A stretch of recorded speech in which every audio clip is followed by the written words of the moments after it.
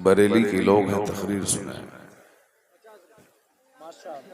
हाँ, नाते पाक के अशार पढ़ के झूमना ये भी अच्छा काम है, लेकिन कुरान पढ़ के झूमना ये बहुत बड़ा काम है। तो गौसगंज वाला छोटा काम नहीं करेगा, बड़ा काम करेगा। सुभान अल्लाह, सुभान अल्लाह। तो अब बड़ा काम आप करें। 2 घंटे तक इस फकीर को सुने आप। इस 2 घंटे में कम से कम 5 कुरान पाक की आयतों की तिलावत करूंगा, उसको सुने आप और फिर अपनी जिंदगी रोशन करें। सिर्फ सुनना कमाल नहीं है, सुनकर अपनी जिंदगी में इनकलाब लाना कमाल है। अभी ज़ैनुल आबिदीन भाई नाते पाक के अशार पढ़ रहे थे और सामने का बच्चा बिल्कुल वज्द में झूम रहा था। वो ऐसे ऐसे ऐसे ऐसे कर रहा था। लग रहा था कि अब ये आशिक मदीना जाके जल कर राख हो जाएगा।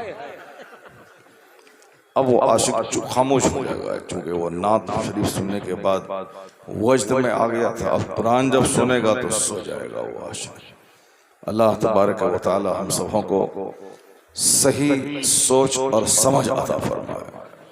जो लोग खड़े हैं वो किस आस में खड़े हैं, सब बैठ जाएं। बहुत सारी जगह बीच में खाली हो गई है, बैठ जाएं और कायदे से दीन सीखें और दीन सुने।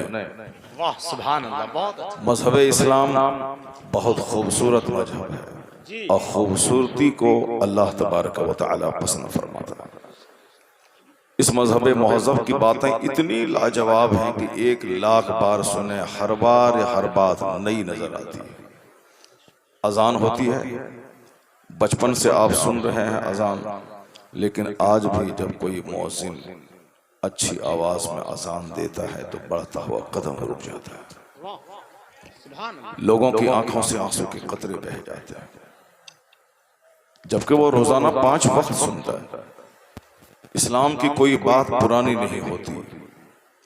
इस्लाम के अजायबात रोजाना नए नए ज़ुहूर में आते जा रहे हैं। दुश्मनों ने सोचा था कि 3 दिन के अंदर मिटा देंगे, लेकिन आज 35 दिन हो गए। दुश्मन सर पकड़ के रो रहे हैं कि किससे मेरा पाला पड़ गया। उसे आज क्या खबर है? वो भले ही मुझे कमजोर समझता है, लेकिन मैं कमजोर नहीं, मेरा खुदा ताकतवर है, मेरे मुस्तफ़ा ताकतवर है, मेरी किताब कुरान ताकतवर है। जिस कदर दुनिया हमें कमजोर समझती जाएगी, अल्लाह तबारक व तआला उतना ही मुझे ताकतवर बना के ज़माने में पेश करता जाएगा।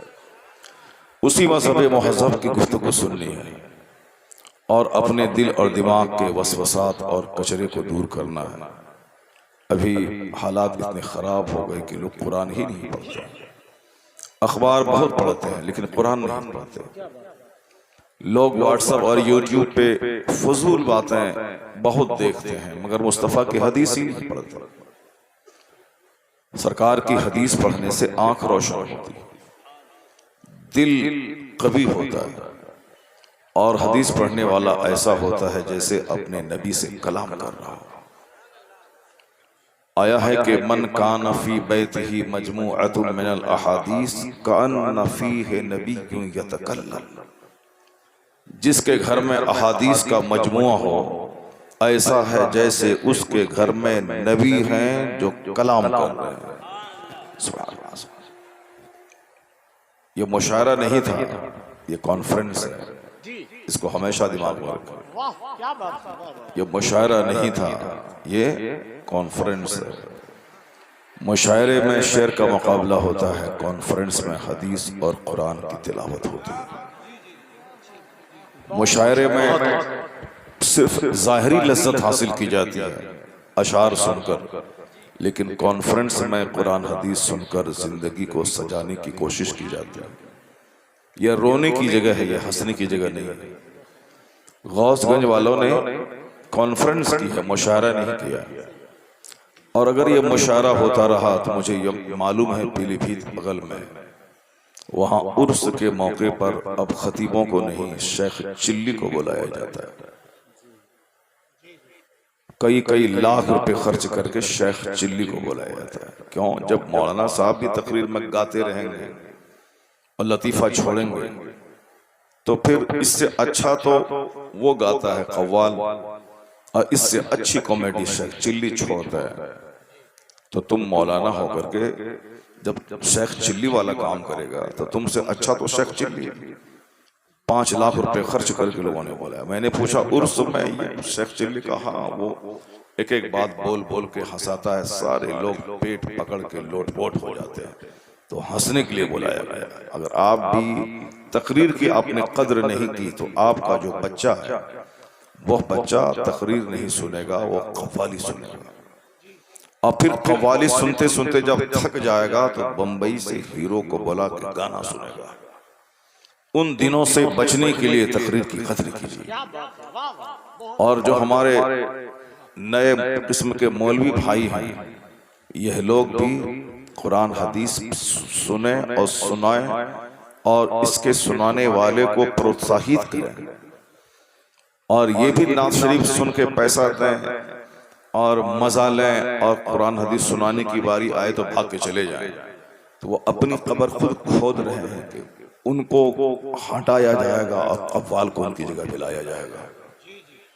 इल्म दीन की कद्र करें और पब्लिक से कद्र करवाएं। पब्लिक की ख्वाहिश के सामने घुटने नहीं टेक दें, बल्कि पब्लिक के सामने शरीयत की बात को नाफिज करें। लोगों की बात न मत मान, वरना लोग तो चाहेंगे कि यहाँ कोई औरत आके नाचे। अगर सबकी पसंद का ख्याल करेंगे तो यहाँ औरत को लाके नाच करवाना पड़ेगा। लोगों की पसंद पर आप मत जाएं, बल्कि आप शरीयत की पसंद लोगों पे थोपें। 50 लोग सामने बैठे रहेंगे, ये 50 लोग जो दीन सुनेंगे और जो दीन नहीं सुनेंगे, उस 50 लाख से ये 50 बेहतर है। क्या बात है।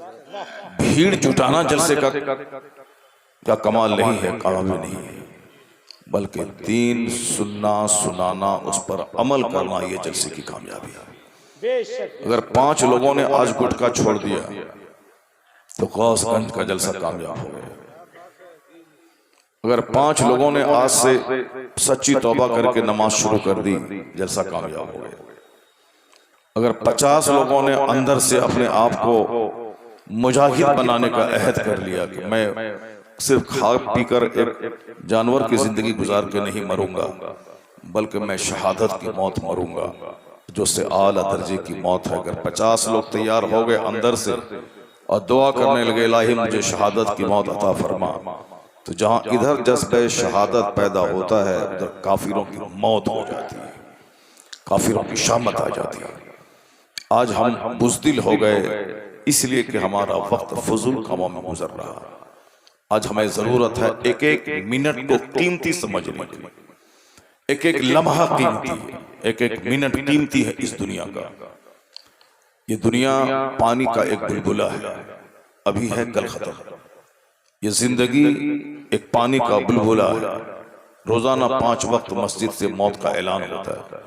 और सीना इतना सख्त हमारा हो गया कि हम ये समझते हैं कि वो मरा है, हम नहीं मरेंगे, हमारी बारी अभी नहीं आई है, हमें और भी मस्ती करनी है।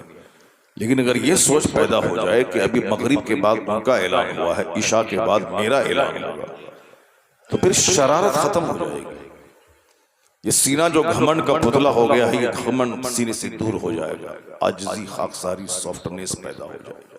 ये जो दुनिया की मोहब्बत सीने में है, जो हमें हराम काम करवाती है, ये सारी मोहब्बतें मिट जाएंगी। तमाम बुराइयों की माँ और जड़ है दुनिया की मोहब्बत। तमाम बुराइयों, अच्छा खाना पीना, अच्छा घर बनाना, अच्छी गाड़ी खरीदना, इसी ने मदरसे को उजाड़ दिया। मदरसे में सिर्फ गरीबों और मिस्किनों के बच्चे पढ़ते हैं, जिसके कोई काम नहीं है दूसरा इसके अलावा, वो लोग पढ़ते हैं। अरबपति को कोई बेटा नहीं पढ़ता, कोई बहुत बड़े जमींदार का बेटा नहीं पढ़ता। क्यों? जमींदार का बेटा अमेरिका में पढ़ेगा, अरबपति का बेटा ऑक्सफोर्ड में पढ़ेगा, और जो खाते पीते लोग हैं उसका बेटा बरेली मंजर इस्लाम में क्यों पढ़ेगा? उसका बेटा JNU में पढ़ेगा, उसका बेटा AMU में पढ़ेगा। इसलिए कि उन्होंने तालीम का रिश्ता दुनिया से जोड़ दिया, उन्होंने तालीम का रिश्ता कारोबार से जोड़ दिया। अगर बच्चे पढ़ने लिखने के बाद एक अच्छा दीन का कायद बने तो फिर दीन का बहुत बड़ा काम होगा। फिर वो कव्वाली नहीं सुनेंगे, वो व्हाट्सएप के पीछे पागल नहीं होंगे, वो हमेशा कुरान पढ़ेंगे और दीन का दाई बनकर लोगों तक कुरान की दावत आम करते रहेंगे। अब कमजोर किस्म का जो मौलवी होता है, जो सिर्फ नात सुना और व्हाट्सएप और यूट्यूब चलाया और सिर्फ कपड़ा को देखा और किताब नहीं देखा, वो कमजोर किस्म का मौलवी वो दीन की खिदमत क्या करेगा?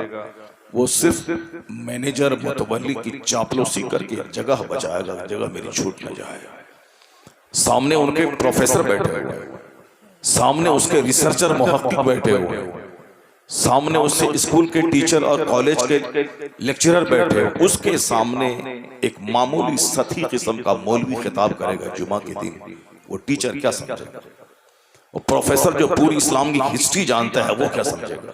क्या बात है। जिसके अल्फाज और जुमले भी ठीक नहीं है वो प्रोफेसर उसकी क्या बात सुनेगा? ये कद्र है मेरी पब्लिक के सामने। वाह वाह, बहुत अच्छा।